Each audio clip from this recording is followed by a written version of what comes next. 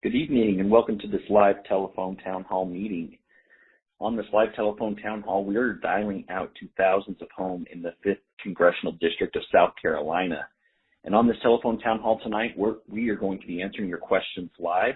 Congressman Ralph Norman will be joining us in just a moment, but first I want to tell you how you can participate in tonight's telephone town hall meeting. You can simply hit 0 on your keypad if you have a question. If you have a question at any point during the call, just hit 0 on your keypad. We're going to get to as many questions as we possibly can, and Congressman Ralph Norman is here, and he's going to be taking those questions in just a moment. Folks, if you do have a question, but you'd rather not go live on the air, no problem. Just let your operator know, and we can ask the question for you, no problem. We also invite you to hit 7 on your keypad to submit your email address to get the very latest from Representative Norman's office. We'll add you to his email list and you'll start to receive email updates. So go ahead and hit 7 on your keypad at any point during this call. We've had some new friends and neighbors join us, so I'm going to repeat part of this message, and we'll have Congressman Norman here in just under 30 seconds. Folks, we welcome you to this live telephone town hall meeting for the 5th Congressional District of South Carolina. I want to tell you that you can participate in tonight's call by simply pressing 0 on your keypad if you have a question. Just hit 0 on your keypad if you have a question, and we will get you in the queue and you can ask your question. We're going to get through as many questions as we possibly can tonight, so go ahead and hit 0. Also, very important, please hit 7 on your keypad. Hit 7 on your keypad to submit your email address to get the very latest from Representative Norman's office. Go ahead and hit 7 at any point during that call. And with that, folks, we welcome you to the call, and we will turn it over to your Congressman, Congressman Ralph Norman. Thank you, Ivan. Good evening, everyone. This is your Congressman Ralph Norman. I want to thank you for joining me for this live telephone town hall. We are dialing out to thousands of constituents all across South Carolina's 5th Congressional District. I want to tell you right offhand that I'm very upset over the way President Biden and congressional Democrats have been running this country. They're in total control right now, and under their watch, you're paying more for gas and groceries. Inflation is out of control. Violent crime is rising. We've reached record levels of illegal immigration. Our foreign policy is in disarray, plus so many other problems. We're going to cover a lot of these tonight, and where possible, I'm going to give you some insight on ways we can fix these problems going forward. So let's get started.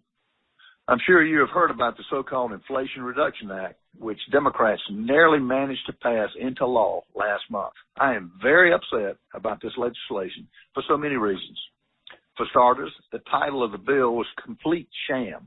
The bill had absolutely nothing to do with lowering the inflation that our nation has seen since Biden took office.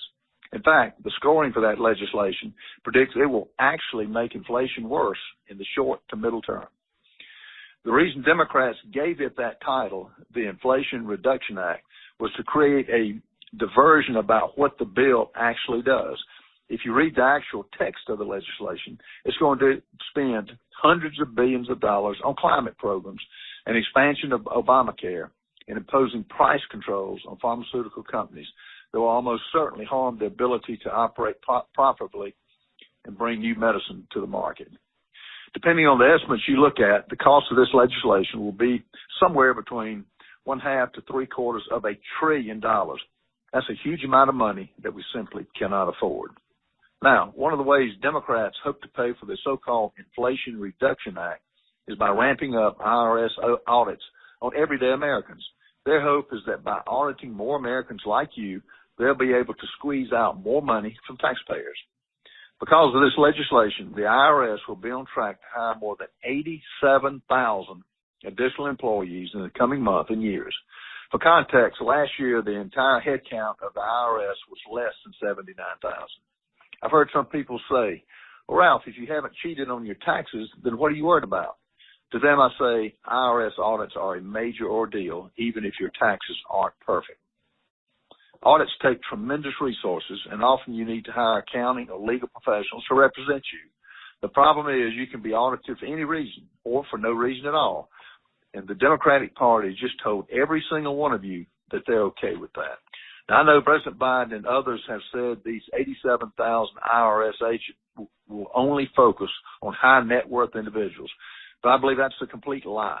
In fact, Republicans tried to amend this bill to prohibit these additional agents from targeting middle and lower income Americans. And guess what? Democrats rejected that amendment. So if you were told by the media or Democrats that these additional 87,000 IRS agents are only going to go after the so-called rich, I'm sorry, but you're lied to again. 87,000 new IRS agents is more than would fit into Death Valley at Clemson University. It's more than would fit into Williams-Brice Stadium at the University of South Carolina. With this new army of IRS employees, I'm sure the IRS will quickly become even more of a menace to everyday Americans. Going forward, I'm going to do everything legally possible to stop implementation of this bill and try to block the IRS from more than doubling its size. But unfortunately, I do not expect the efforts will be successful, not as long as Democrats are in control of Congress and the White House. Even if Republicans take back control of Congress next year, Biden is not going to sign anything that unravels this. After all, this is what he wants. Moving on to a different topic, I want to make sure everyone knows what President Biden did recently with federal student loans.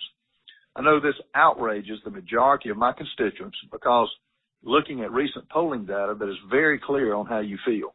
With the stroke of a pen, Biden recently signed an executive order that will transfer large swaths of federal student loan debt away from the people who borrowed the money and onto you, the taxpayers.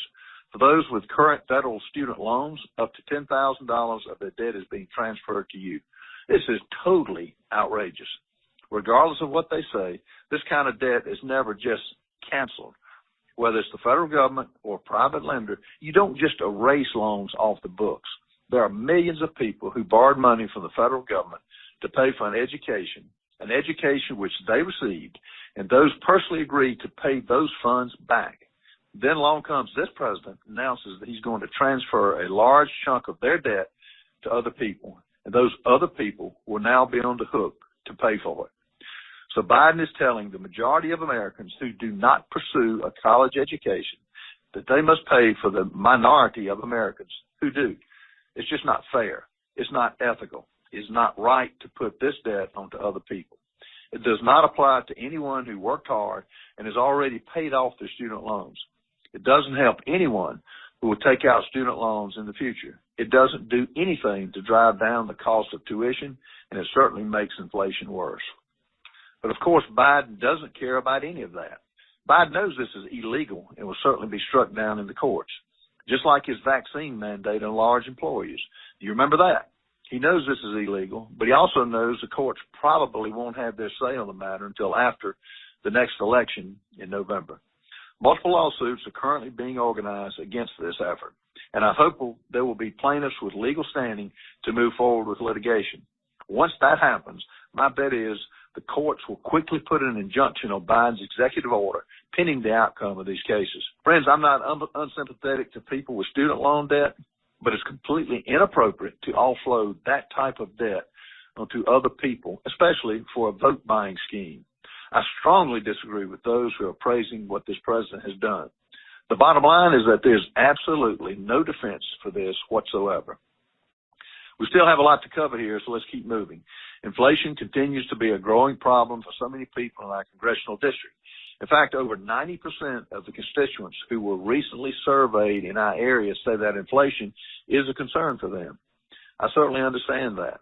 In fact, I've been railing against federal policies that have caused this problem. As of July, which is the most recent data we have, inflation was up 8.5% year after year. Many economists say 2% is a normal rate of inflation. So under this administration, we're now 4 times higher than normal. We've reached the point where inflation is crippling everyday Americans, especially because inflation is rising faster than their wages. Obviously, there are many other factors that have contributed to inflation. There was a lot of spending for COVID relief, but long after we started to get a handle on COVID, and long after it was evident the economy was on a roll, your government continued to dump trillions of additional dollars into the economy. That has poured gasoline on our inflationary fire. Take the so-called American Rescue Plan, for example, which passed Congress mainly along party lines earlier this year and has been signed into law. The bill is roughly $2 trillion. that was sold as an infrastructure deal, although only a portion of it went to actual legitimate infrastructure. Friends, when the economy is already in overdrive and then the government comes along and dumps another $2 trillion into the mix, that spells disaster for inflation. So as much as the liberal media and the Democrats are praising the American Rescue Plan, the timing of this was reckless and it's dangerous. And it's one of the primary reasons why we're now in a period of skyrocketing inflation. I am angry and upset about inflation because it shouldn't have gotten this bad. And it wouldn't be this bad were it not for reckless policies. What we should be focused on is to help reduce the price of your gas and groceries and cutting federal spending. And also cutting taxes and regulations on businesses to reduce their costs, which in turn will help reduce the costs you ultimately pay. Our national debt is over $30 trillion and climbing.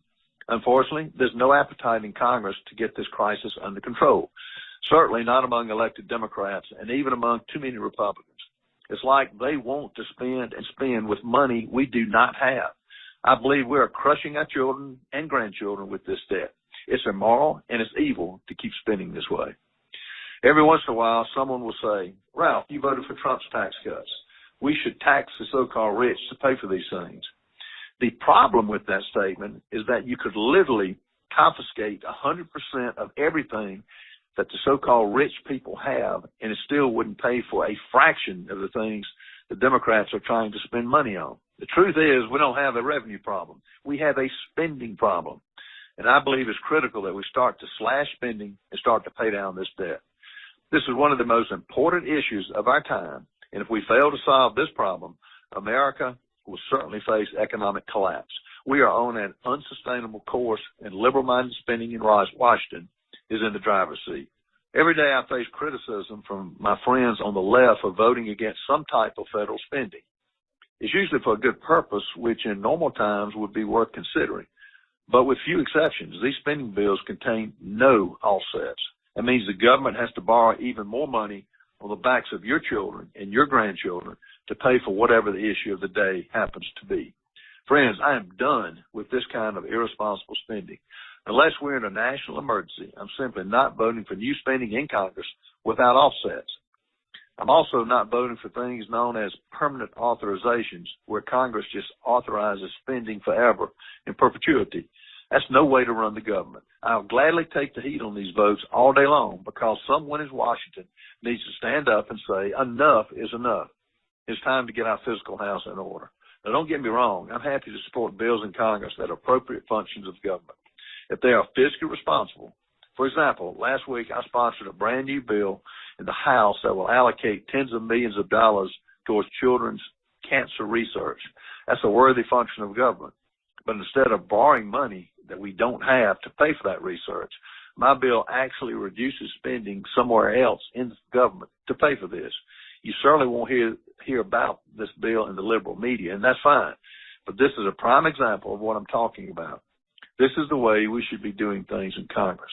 Another thing that's important to me is this massive wave of illegal immigration coming across our southern border, which is the direct result of this president's policies. Let me remind you that President Biden deliberately stopped new border wall construction as soon as he took office. He tried to halt the removal of illegal immigrants with active deportation orders from an immigration judge. He tried to end Trump's Remain in Mexico asylum policy, and he reinstated the policy to release detainees into the United States while awaiting their hearings. He has literally campaigned on doing many of these things, so it's no surprise that we're in this mess. Since Biden took office, more than 3.4 million people have been apprehended along our southern border. That's the total number of migrants who were caught by our Border Patrol. One of the dumbest things I've heard is the claim that border security must be better under President Biden because our Border Patrol is apprehending so many people. This is totally absurd on its face. Our Border Patrol is apprehending so many people because of the weak, feckless immigration policies this administration has toward border security. Keep in mind that many of these 3.4 million people have been turned loose inside the United States and asked to come back later for the immigration hearing. Also keep in mind this 3.4 million number does not include what's referred to as gotaways, which are people who are being chased by the Border Patrol but who were able to evade arrest and escaped inside our country. Also, that 3.4 million number of apprehensions does not include people who made it into the country undetected by our officials. In total, numerous estimates say that over 5 million people have entered this country illegally since 2021. That was never this bad under President Trump. Clearly, it's Biden's weak policies that have enabled and encouraged this surge. Things don't get this bad without willful and deliberate inaction on the part of this president. Friends, the truth is, I believe that lawful, legal immigration has countless benefits to America. But what this president is doing along our southern border is reckless and it's dangerous. Border security is national security, and there is no excuse for these immigration policies. Biden and the congressional Democrats need to be held accountable on this. As your congressman, I will continue to push for stronger border security and a return to the policies under the Trump administration that actually help reduce this problem. There are two other fallouts from Biden's terrible border policies that the liberal media is trying to ignore. First is the human trafficking, which takes a terrible toll on the lives of so many. The other is the uncontrollable flow of fentanyl into our country.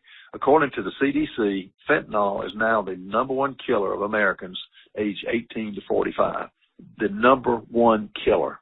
Because our border security is now so weak, drug cartels are shipping massive amounts of fentanyl into America from Mexico. Some of this fentanyl actually originates in places like China, but makes its way to Mexico first before coming here. For those of you who don't know, fentanyl is an extremely powerful, highly addictive drug.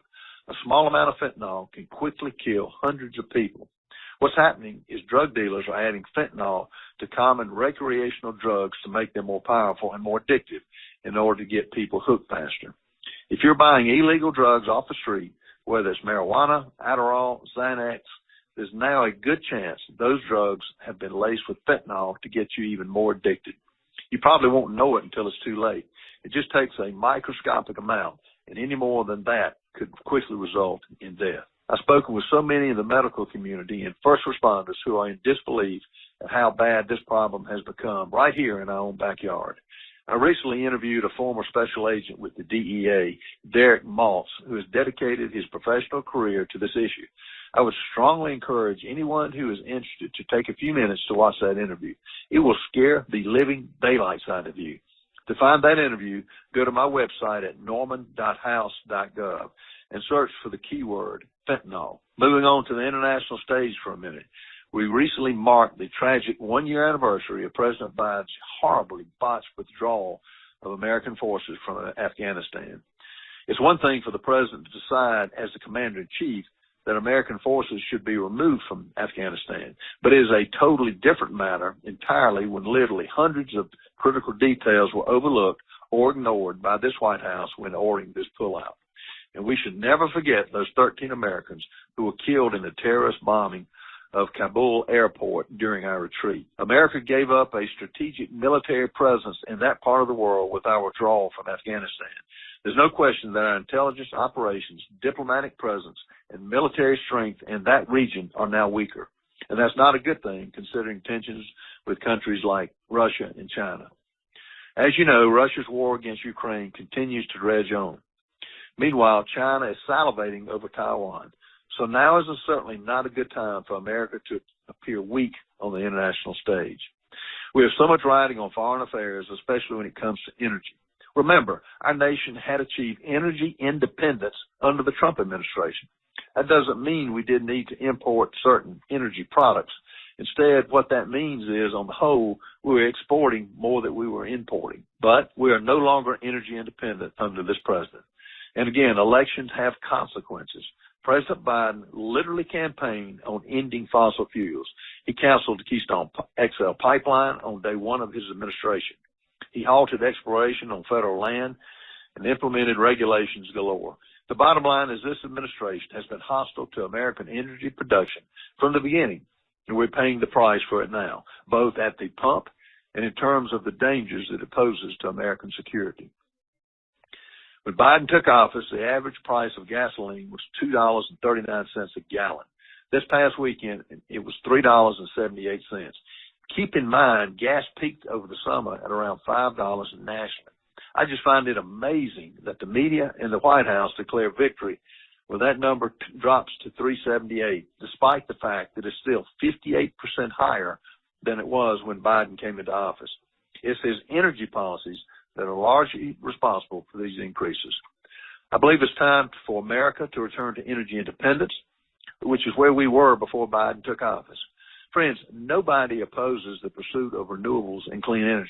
Many of you know I'm a founding member of the Solar Caucus in the House of Representatives, and I do believe there's value in that technology. We are a long way off from being able to fully support America's energy needs without fossil fuels. We ought to pursue renewable and clean energy development, of course, but I'm simply not going to support an energy policy that destroys the American economy in that pursuit.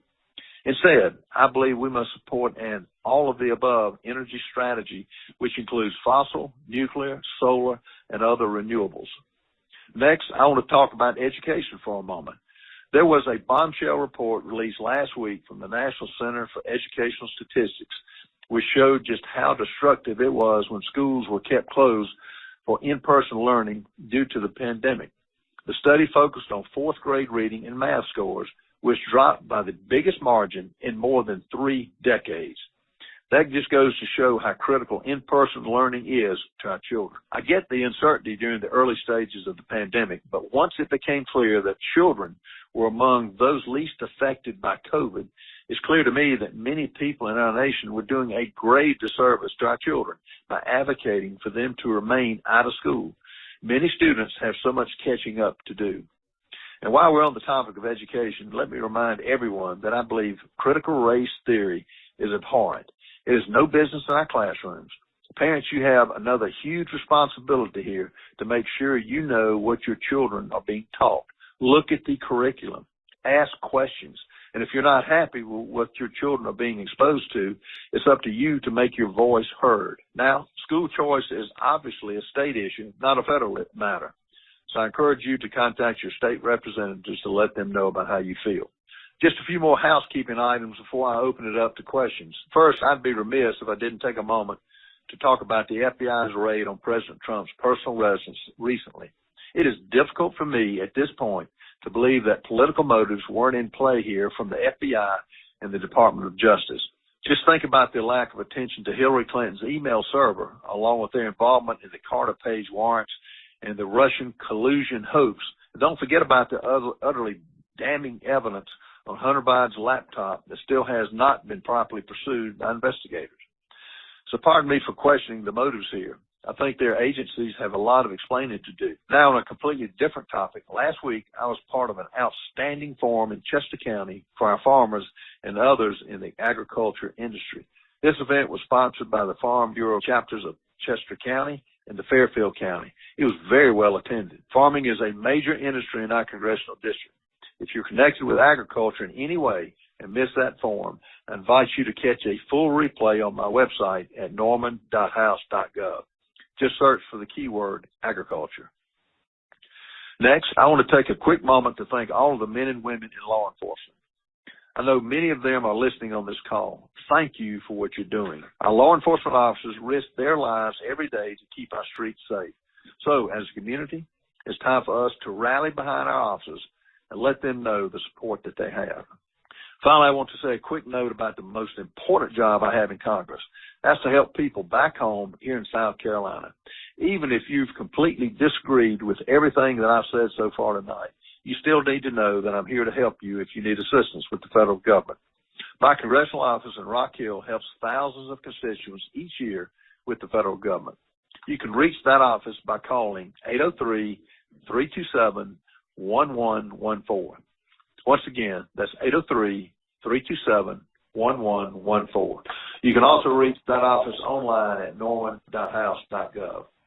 In just a moment, I'd like to turn it over to callers for questions. I'll take as many questions as time allows. Please remember, we have many, many callers on the line and will almost certainly not be able to get to everyone's questions with our allotted time. If there are multiple callers with the same questions, those will be consolidated. And if I don't have the opportunity to answer your questions, please be sure to leave a voicemail at the end of this call, and someone will be sure to get back with you. Thanks for staying with me. I know these opening comments have been extensive, but with that, Ivan, let's go ahead and take our first caller question. Thank you so much, Congressman Norman. And folks, we appreciate being here on the call. If you've got a question, go ahead and hit 0. We've got plenty of questions. We really appreciate everyone jumping in and staying on the call. We've got plenty to go through, but if you've got one, just hit 0. And most important, folks, we've got operators standing by who want to take down your email address so you can get submitted to the Congressman's website and get his newsletters in your email. So hit 7 on your keypad. Please hit 7 on your keypad if you'd like to get email newsletters from the Congressman. We've got our first question up. This is Neil calling in from Fort Mill. Neil, go ahead with your question, please. Yes, Congressman. My question is, can you explain to all of us how the President of the United States, who has no congressional power to assign money or any spending, or in the case of the student loans, he doesn't have, under the Constitution, the power to cancel those loans? So how can the Congress of the United States not control that? And what acts can we take that would be representative of how we all feel with this president? Is there any kind of action that can be taken in reference to this president going above and beyond his responsibilities? Yeah, thank you for the question, Neil. Well, the answer is he can't do it. The president can't do it. The House controls the purse strings in Congress, and he can't just cancel debt. No one can. Politicians can't. Businesses cannot. Banks cannot. We need the courts to step in and place an injunction, because even with a GOP majority, this president won't sign any bill to prevent it. And the dollars, it was for the dollars that were transferred, not canceled. There's no such thing as cancellation. But it's going to take the courts to step in and stop this complete grab for power, which is the only thing that he's interested in my opinion. All right. Thank you very much, Congressman. We've got our next question. This is, let's see, we've got Mike calling in from, Mike, go ahead and tell us where you're calling from, please, and go ahead with your question. Yes, this is Mike Taylor from Clover. I have lived out here for 12 years on South Bend Road, and I've been trying desperately to get our road repaved. It's supposed to be a state highway road, and it's supposed to be 2 lanes. There's barely room for 1 car, and there's chuck hose up and down the road. And I've been calling for 12 years. I called and called and called. I've talked to Tommy Pope about this, and I'm trying to get someone to give it attention. I would appreciate anything you can do, Ralph. You know, with all this road infrastructure they claim they have, I've seen them paving roads that didn't even need paved and leaving our road empty. Nothing done to it. Yeah, Mike, thank you. I think one of the big things that you just have to do is to, one, take a picture of the road that you want to have repaved. I think you need to call the SCDOT. It's got a lot of information on their website. But you need to take a picture and mail a certified letter so that they have to sign it to your state, whoever your state representative is, whoever the senator is. Now, if you're still having trouble, call my office at, I'll give you the number, 803-327-1114. 803-327-1114. And I will see what I can do to contact them and contact the DOT for you. Thank you so much.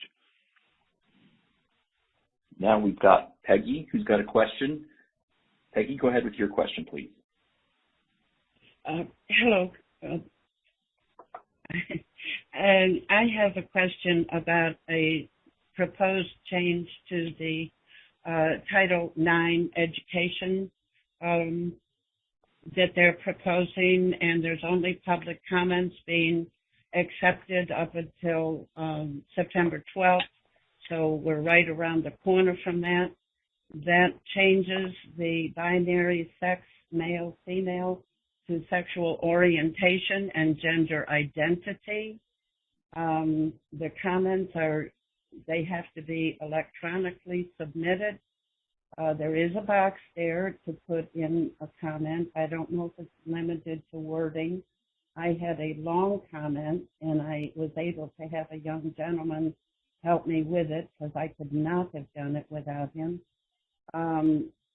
This thing raises any state-level education. I think it would take it completely out of the hands of the state education supervisor.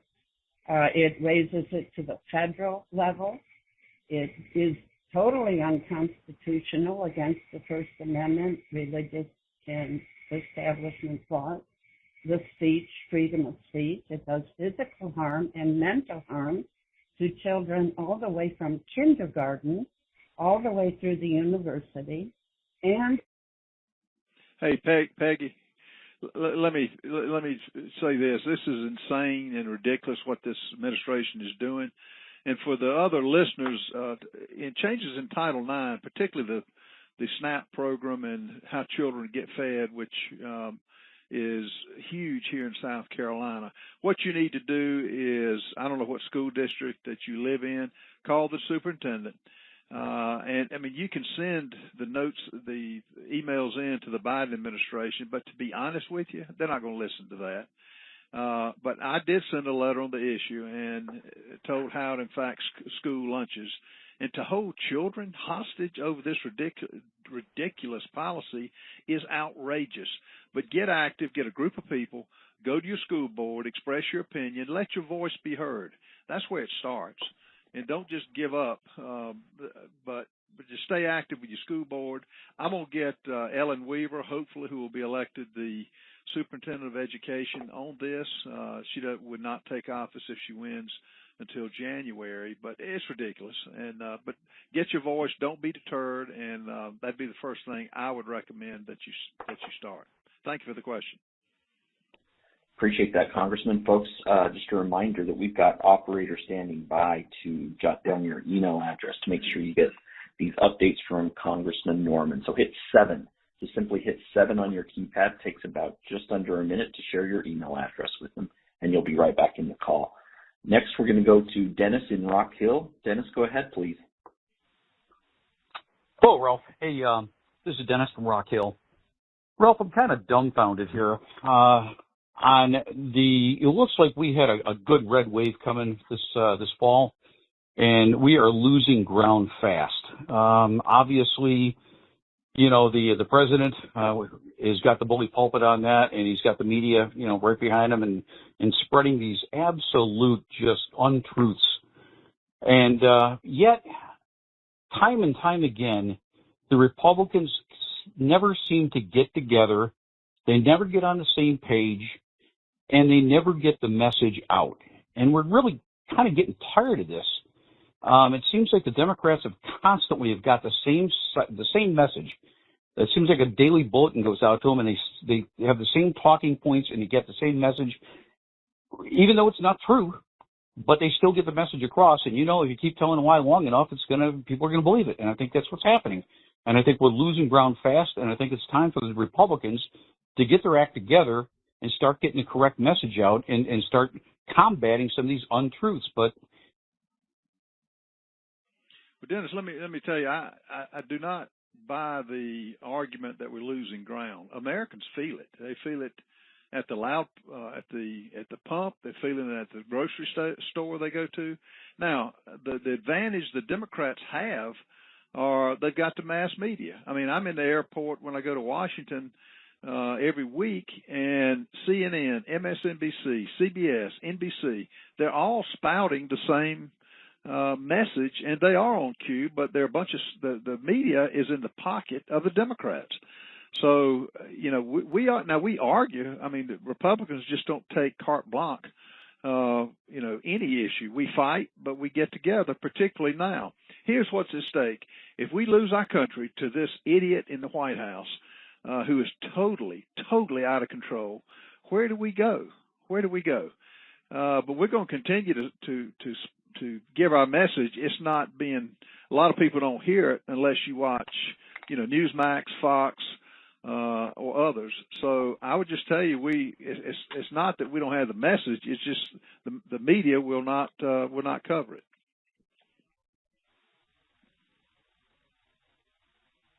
Thank you, Congressman. Up next, we have Angela, also from Rock Hill, calling in. Angela, go ahead. Hello? Go ahead with your question, please, Angela. I want to know, and I know Ralph has done, all he's done is downgrade the Democrats. Well, Republicans are just as bad. I am very concerned about the assault weapons. And it seems like the Democrats want to pass a law about the assault weapons, but the Republicans are so tied to the NRA that it's just ridiculous. And Well, Angela, let me ask you this. I mean, you say we're tied to the NRA. The NRA is we support the Second Amendment, our Second Amendment right to own and bear firearms. We got a president who is outspokenly wanting gun control. Now, you're talking about banning assault weapons. I would like anybody to define for me what an assault weapon is. I'm not going to vote to ban those because, it'll just be the next freedom that we get taken. And I would also say that you keep hearing the Democrats keep saying, gun violence. I've never seen a gun commit violence. I've seen people use guns for violence, but this is a lot larger problem for this country than it's not the guns, just like it wasn't the airplanes that killed the 3,000 people on 9/11. It's the people behind it. And so I'm not going to lose any more of my freedoms, and I believe in the Constitution, and I'm going to stick with that. All right, Congressman, now we have Ellen calling in. Ellen, go ahead, tell us where you're calling from, and then go ahead with your question. Hi, Congressman Norman. Thanks for taking my call. I have a question on Social Security. I get my Social Security tax 85% every year, and I'm middle class, and it really, really hurts us. I read recently that Congressman Paul Gosar from Arizona has maybe introduced a bill where he wants to not tax Social Security anymore. And I've also heard that there's a senior group out there that would like it taxed for much higher earning people. Yeah, Ellen, the bill you're talking about is a bill that I co-sponsored. Is House Resolution 6590 that Paul Gosar has sponsored. It's the Senior Citizens Tax Elimination Act, which would prevent this tax from occurring. Actually, it may be Thomas Massey's bill, but bottom line is it's to tax Social Security is wrong. And the fact that the Democrats will not bring this up for a vote because they don't want to have to face the public, on this issue. But Social Security has got to be dealt with. But on this bill, to tax Social Security is not right. And I'll continue to vote against doing this. This is Robert calling in from Blacksburg. Go ahead, Robert. Representative Norman, I appreciate you taking my call. I've heard a lot of conversation about the Constitution, about Joe Biden, and all of the stuff that he's doing. The thing is, Joe Biden is not incompetent. Joe Biden has intentionally trying to destroy this country. It's not his incompetence. The fact I think is that he's actually doing a damn good job if you're a Democrat. But my question is this. As a House of Representatives, and I appreciate you acknowledging the law enforcement and that thing. I'm a Marine Corps veteran and a Highway Patrol ex-former state trooper. But the FBI is out of control. They're same as the CIA. As a representative, will you vote to defund and not to finance the IRS and the new 87,000 agents? And will you vote to not support and finance the FBI and any other corrupt law enforcement agency that's out there right now? Robert, thanks for the question. Thank you for your service in the Marine Corps and for law enforcement. The answer is yes. I will vote to defund pretty much everything that Joe Biden has done to destroy this country and put us under the rule of China, which in my opinion, he sold out to. I'm a co-sponsor of a bill to defund the IRS agents, and I've introduced a bill to prevent the 80-some thousand IRS agents from having guns on them as they go into people's businesses and homes. So the answer to your question is absolutely. Thank you for the question. This is David calling in from Bishopsville. Go ahead, David. This is me. Go ahead, David, with your question, please. Hi, can you hear me okay? Yes, sir. Yeah, we're ready for your question, David. First of all, Congressman, I want to thank your service and for what you've meant for the 5th District here in South Carolina. I was part of that agricultural meeting that you had, not this time, but the last one that you had, and it was certainly inspiring to get your views and know that you're fully behind. David, what's your question? I think we may have lost David, but it looks like his question is, can we stop illegal immigrants, and can Republicans push back on this? Oh, yeah. Stopping illegal immigrants starts with completing the wall that President Trump had started. You got to have a designated point of entry. We've got to increase the dollars for Border Patrol agents, not for IRS agents. And that way is the only way to control crime and the drugs that are coming across this border at untold numbers. That's the only way you're going to do it. But this president has no intentions of doing that.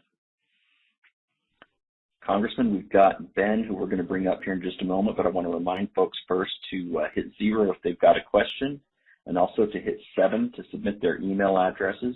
And maybe we'll take a pause real quick as well while folks hit 7 to remind folks that they can find you on Twitter and Instagram at Rep. Ralph Norman, and on Facebook at facebook.com/Rep. Ralph Norman. 2 great ways to find you. And here is Ben from Rock Hill. Go ahead, Ben. Hey, this is Ben from Rock Hill. I've been an educator for over 35 years. I want to know what's going to be done to protect our schools, especially with teaching CRT, which is actually not a true term. How are we going to teach our children about slavery, about the rights of civil rights movement, and how we can teach about the Trail of Tears? And please do not give me a Newsmax or Fox answer. Well, Ben, I don't know what a Newsmax or Fox answer is. The only way to stop critical race theory is for parents to go to school boards and voice their opinion. That's an opinion I've had from day one, and it's going to take, like the moms in Loudoun County, Virginia did, enough is enough. The school district works for us, the people, and I don't know how it's gotten to this point. My grandchildren are having to face, the transgender books, the CRT theory that should not be taught. So my answer is the parents. You can't depend on the politician. The parents are going to have to get involved. And our superintendent of education, which hopefully we're going to have one, that's going to put a stop to this. And even if it means turning down federal dollars that put strings on school districts that are teaching this. But it's going on in a lot of schools all over this country, but it should not be going on. So that's what I'm hoping we'll do, and I think they will do it. This is Michael calling in from Rock Hill. Hey, Congressman Norman, Michael Sosley. Thank you so much for having these calls. Yes, sir, Michael. Thank you. What's your question? My question is, I wanted to get your thoughts on what I thought were very dark and divisive speech last week from Philadelphia by President Biden, unfortunately with 2 Marines in the background, so my apologies to Robert, who was just on a few minutes ago. I think I like the quip that somebody said it probably sounded better in the original German. Yeah, Biden's speech was a total polarizing and a dividing speech. With what this country's going through, with what he has done to this country by his policies in the last 19 months, I don't know how he's such a hypocrite to say the dividing things that he's saying. I mean, look at everything that's up in this country. Bacon up 20%. Tires are up. Food, we have food shortages. Inflation's at a 40-year high. I could go on and on for the rest of this program, but he is a disgrace, and for him to have these speeches where people want hope now. They want to hope on how can we fix our country? How can we stop our country from being under the control of the communist countries that are threatening to overtake us? So I did not like his talk, but it's just more of the same with this administration. Linda is up next. Linda, why don't you tell us where you're calling from, and then go ahead with your question for Congressman Norman, please. I live in Cherokee County, and my question is, when and how are we going to stop sending all of our money and all of our military equipment to Ukraine and all of these other places in the world? If we have excess money, it should be here feeding and taking care of our own people. I'm seeing pictures of people sleeping on the streets, and everywhere churches are trying to gather food for people. I mean, this is shameful. And if China or Russia or whoever decide to attack, or Mexico or Canada decide to attack us, we won't have the weapons to defend ourselves because we've sent them everywhere. I read a lot, and I see that it takes 3 to 5 years if they can get all the parts and pieces and materials they need to make weapons. Linda, you're exactly right. It's insane to send money to Ukraine. Isn't it amazing we cannot control our border, yet we're sending we've already spent $40 billion of money we do not have to other countries. And Europe is not even paying their fair share. So I voted against the legislation. It's just another example of this administration's total sellout to Americans. And you're right. We ought to focus on our own military, focus on securing our own borders. And for once in this administration's 20 months, put America first instead of every other country. Thank you for the question. Congressman, now we've got another Michael calling in from Rock Hill. Go ahead, Michael. Hello, Congressman Norman. This is Mr. Springs. I was just calling about, are we still pushing for our own businesses and development here in the United States instead of having it like our manufacturing and our inventions and stuff? We're outsourcing and going to other countries and getting the stuff when we should be doing it ourselves. I mean, we got whole towns that is just gone on account of that. Yeah, Michael, what's happening? This administration is pushing ties with, making us totally dependent on China and other countries, Russia being one of them, by OCAN, the Nord Stream pipeline. But it's the only way you're going to get the security for the United States is to start manufacturing products here in this country. We need to incentivize companies to come back, not disincentivize them with taxes. And it's like this administration is putting handcuffs on America and giving our country away to a communist country. Look what China is doing to the Uyghurs. It's awful, and we're going to do everything we can, assuming we take back Congress in November, to stop this. But the only way you're going to do it is incentivize companies to come here, get back to having our energy independence. We've got a 100-year supply of oil and natural gas. There's not too many trucks on the road that run on solar panels that I know of, and so that's the only way we're going to get the country back where it's independent and that we're secure from a military standpoint. Congressman, thank you for your responses. Now we've got John calling in from Rock Hill. John, go ahead with your question, please. Ralph. Yeah, John, how are you? Hey, it's John Locklear. How you doing? Fine, John. How you doing? All right, got a question. I saw where you're taking $306,000 from the PPP loan deal for one of your businesses. Do you mind saying what business you applied that money to? John, you know good and well I was not the direct recipient of the Paycheck Protection Programs, as the Democrats and the liberal media have said. The primary recipients of the PPP funds were for employees who would have lost their jobs to the economic downturn. The PPP was lawfully passed by Congress. It was clearly established as a forgivable grant. Countless families would have lost their livelihoods through no fault of their own. It's through the government shutdowns. And I don't know what we're joint a partner in a lot of different businesses, and I have no idea of the 300 and some thousand that you say that the groups that we're involved with took. But it was to the extent that the PPP were used to cover qualified business expenses.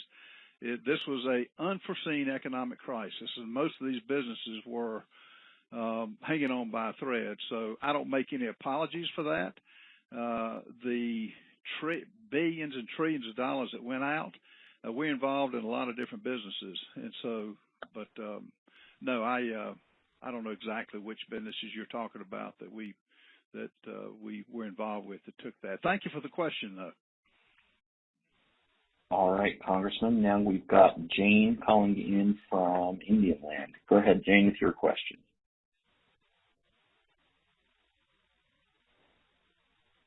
Jane, are you there? I am. Can you hear me? Yep. Go ahead with your question, please. Okay. My question is, with the immigration crisis that we have at our southern borders, working in healthcare, I'm very aware of resources that we utilize for undocumented folks, which is one subject, and that's fine. We're here to definitely take care of folks.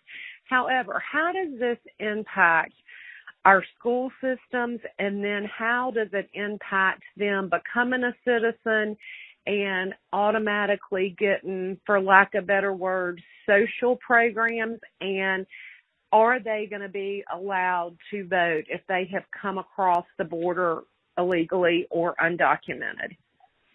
Yeah, Jane, thank you. The whole reasoning, in my opinion, this administration is allowing undocumented immigrants to come into this country is to retain power, as they did in New York, where most immigrants, and I've been to the border twice, are given phones, clothes. I wish the public could see you're talking about diapers that were on shelves, baby products. And it's insane what they're giving away. But no, they want to give the illegal immigrants a way to vote.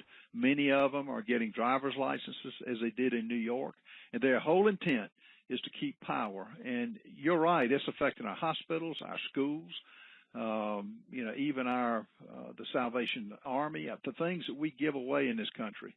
And I'm a co-sponsor of Mo Brooks's bill, which is H.R. 864, the No Social Security for Illegal Aliens Act of 2021, as one example. Thank you so much for the question. All right. Thank you so much, Congressman. Unfortunately, we are running out of time, so we'd like to turn it over to you to give some final remarks. And if you wouldn't mind, Congressman, please, in your comments, tell us where your website address is and where we can find you on social media. Sure. Ivan, I want to thank you for the way you've moderated this teletown hall. I enjoyed doing this to keep people informed. You can follow me on Facebook, Twitter, and Instagram at Rep. Ralph Norman. And to be sure and visit my website and sign up for email updates at norman.house.gov. I want to thank all of you for listening. My number in Rock Hill is 803-327-1114. My number in Washington is 202-225-5501. Thank all of you for listening. I'm excited about what's coming up in the midterms. I'm excited about we the people taking our government back. Thank each and every